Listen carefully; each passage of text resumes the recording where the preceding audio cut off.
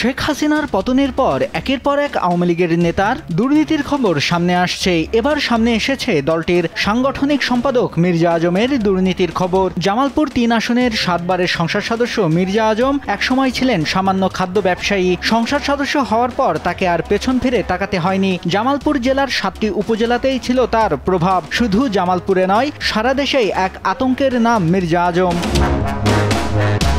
মির্জা আজম ছিলেন সাবেক প্রধানমন্ত্রী শেখ হাসিনার ছোট বোন শেখ রেহেনা ও আওয়ামী লীগের সাধারণ সম্পাদক ওবায়দুল কাদেরের খুব আস্থাভাজন। তার সকল অপকর্মের মূল হোতা ওবায়দুল কাদের। এতে শেখ হাসিনা ও ওবায়দুল কাদেরের কমিটিতে তিনি সাংগঠনিক পদ লাভ করেন। দায়িত্ব পান ঢাকা জেলার। দায়িত্ব পেয়েই ঢাকার বড় বড় ঠিকাদার, ঠিকাদারি প্রতিষ্ঠান, অফিস আদালতে তার ক্যাডার ও কর্মী বাহিনী দিয়ে নিয়ন্ত্রণে নেন। কথিত আছে, মির্জা আজমের অক্লান্ত প্রচেষ্টায় জেলায় ৫৫,০০০ কোটি টাকার উন্নয়ন কর্মকাণ্ড হয়েছে, যার ৯০ ভাগ কাজ প্রায় শেষ। এসব কাজই মির্জা আজমের নির্দেশে তমা কনস্ট্রাকশন, ভাওয়াল কনস্ট্রাকশন তার নিজস্ব ঠিকাদার দিয়ে এসব কাজ করিয়েছেন, যাদের মাধ্যমে হাতিয়ে নিয়েছেন হাজার হাজার কোটি টাকা। এলজিইডি, সড়ক ও জনপথ বিভাগ, পানি উন্নয়ন বোর্ড, গণপূর্ত সহ জেলার সকল অফিসেই ছিল তার প্রভাব। তার হুকুম ছাড়া কেউ কাজ পেত না, তার নির্দেশেই হতো সকল টেন্ডার। মেলান্দর সকল উন্নয়ন প্রকল্পে তার পরিবারের লোকজনদের সম্পৃক্ত করে হাজার হাজার কোটি টাকা লুটপাট করে দেশ থেকে পাচার করেছে।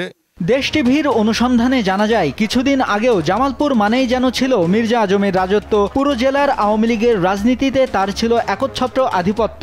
সাংগঠনিক যে কোনো সিদ্ধান্তে তার কথাই ছিল শেষ কথা। জেলার রাজনীতিতে যে কাউকে টেনে উপরে তোলা বা নিচে নামানোর ক্ষমতা রাখতেন তিনি। ২৫০০ কোটি টাকা বিদেশে পাচার করেছে। আবার সরকারকে কোনো বিদ্যুৎ না দিয়ে ক্যাপাসিটি চার্জের নামে আত্মসাৎ করেছে আরও ২৫০০ কোটি টাকা। এর মধ্যে digital power and associate limited নামে নেওয়া হয়েছে ৩৪০ কোটি, ওরিয়ন পাওয়ার মেঘনাঘাট লিমিটেডের নামে ২৩৫ কোটি, ওরিয়ন পাওয়ার ইউনিট ২ এর নামে ১০৭৬ কোটি, এনার্গন রিনিউয়েবলস লিমিটেডের নামে ১৩০৬ কোটি, Dutch Bangla power and associates লিমিটেডের নামে ১০২ কোটি, ওরিয়ন পাওয়ার রূপসার নামে ৬২৫ কোটি ও ওরিয়ন পাওয়ার সোনারগাঁও লিমিটেডের নামে নেওয়া হয়েছে ৮১১ কোটি টাকা। ঢাকা বিভাগের দায়িত্বে থাকা আওয়ামী লীগের এই সাংগঠনিক সম্পাদক দলীয় নেতাকর্মীদের কাজে লাগিয়ে বিভিন্ন প্রতিষ্ঠান ও অফিস থেকে হাতিয়ে নিয়েছেন শত শত কোটি টাকা। শুধু ঢাকাতেই নয়, জামালপুর থেকেও নিয়োগ বাণিজ্য ও দলীয় পদপদবীর বাণিজ্য করে কামিয়েছেন হাজার কোটি টাকা।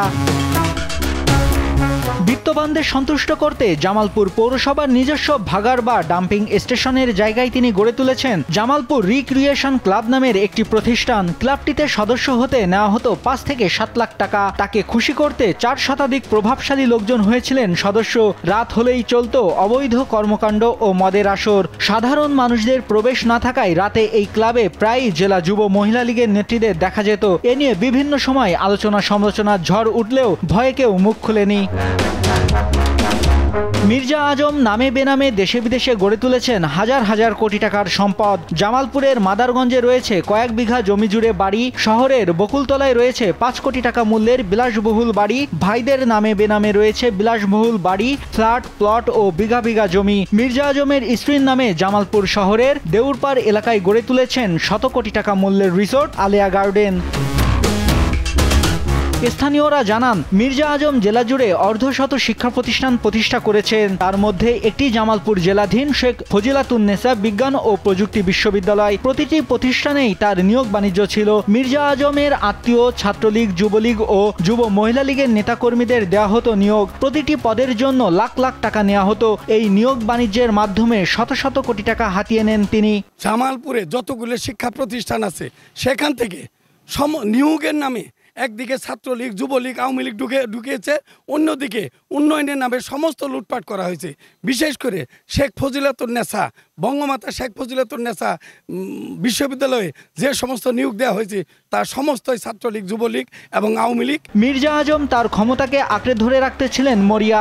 ক্ষমতাকে কুক্ষিগত করে রাখতে জেলার বিভিন্ন পৌরসভা ও উপজেলার মেয়র ও চেয়ারম্যান করেন আত্মীয়দের। তার নির্বাচনী আসনে বিরোধী দল বা অন্য কেউ মুখ খুলতে পারত না। মিটিং মিছিলেও ছিল বাধা। পান থেকে চুন খসলেই করা হতো মারধর, দেওয়া হতো মামলা। তারা এই মেলান্দ মাদারগঞ্জে রাজনৈতিকভাবে বিএনপির উপর, বিরোধী দলের উপর নির্যাতন নিপীড়ন চালিয়েছে, আক্রমণ হামলা পরিচালনা করেছে, বিরোধী দলকে স্বাভাবিক রাজনৈতিক সাংগঠনিক কর্মকাণ্ড করতে দেয় নাই। প্রভাবশালী আওয়ামী লীগের এই নেতা ৪ আগস্ট পর্যন্ত ওবায়দুল কাদেরের সঙ্গে দেখা গেলেও শেখ হাসিনা পালিয়ে যাওয়ার পর থেকেই তার দেখা মিলছে না। গুঞ্জন উঠেছে তিনি সীমান্ত এলাকা দিয়ে ভারতে পালিয়ে গেছেন। দুর্নীতিবাজ গুম খুনের সঙ্গে জড়িত মির্জা আজমকে দ্রুত গ্রেপ্তার করে আইন শৃঙ্খলা বাহিনী সর্বোচ্চ শাস্তি নিশ্চিত করবেন, এমনটাই প্রত্যাশা জামালপুরবাসীর। নিউজ ডেস্ক, দেশ টিভি।